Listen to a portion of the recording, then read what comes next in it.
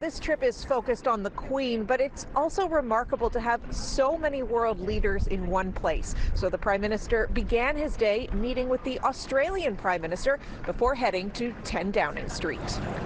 The famous 10 Downing Street cat Larry getting more exposure to world leaders this weekend as so many gather in London ahead of the Queen's funeral. It started obviously with sympathies and condolences for all of our loss. Justin Trudeau had his first meeting with new U.K Prime Minister Liz Truss. We talked a fair bit about trade, about the Canada-UK trade agreement that is continuing in its negotiations to find a permanent bilateral trade deal that is advancing well. But Trudeau says Ukraine topped the agenda.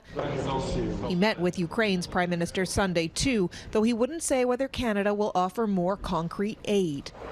The Prime Minister also attended multiple events not on his public itinerary and closed to media. Stephen Harper was invested into the Order of Canada in front of all the other former Prime Ministers and Governors General on the trip.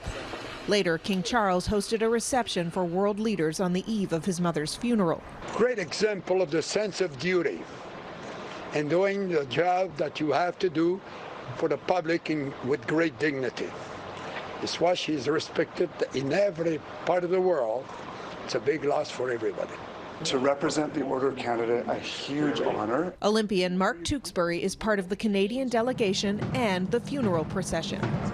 The Queen has brought so many of us together, and it just reminds you of her reach and her power and her beautiful service.